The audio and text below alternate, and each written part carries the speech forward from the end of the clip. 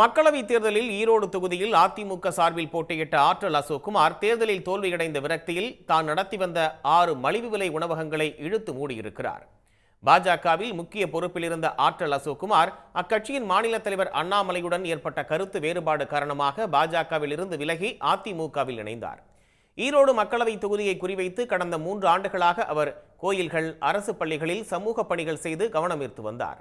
அத்துடன் ஈரோடு மக்களவை தொகுதிக்குட்பட்ட 6 சட்டமன்ற தொகுதிகளிலும் ஆற்றல் என்ற பெயரில் உணவகங்களை தொடங்கி 10 ரூபாய்க்கு உணவு வழங்கி வந்தார். இதற்கு பொதுமக்களும் நல்ல வரவேற்பு தெரிவித்தனர்.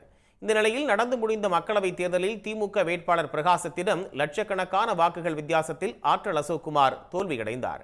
இதனால் விரக்தியடைந்த அவர் சேவை என்ற பெயரில் நடத்தி வந்த உணவகங்களை இரவோடு இரவாக மூடியிருக்கிறார். ஆற்றல்னு சொல்லிட்டு ஹோட்டல் ஆரம்பித்தாங்க. உணவகம் 10 ரூபாய்க்கு சாப்பாடு கொடுத்தாங்க. மக்கள் திருப்தியாக சாப்பிட்டு போயிட்டு வந்துக்கிட்டு இருந்தாங்க.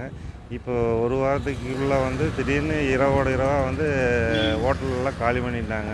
இப்போ அந்த 10 ரூபாய்க்கு சாப்பிட்டுக்கிட்டு இருந்த மக்கள் ரொம்ப வருத்தப்படுறாங்க.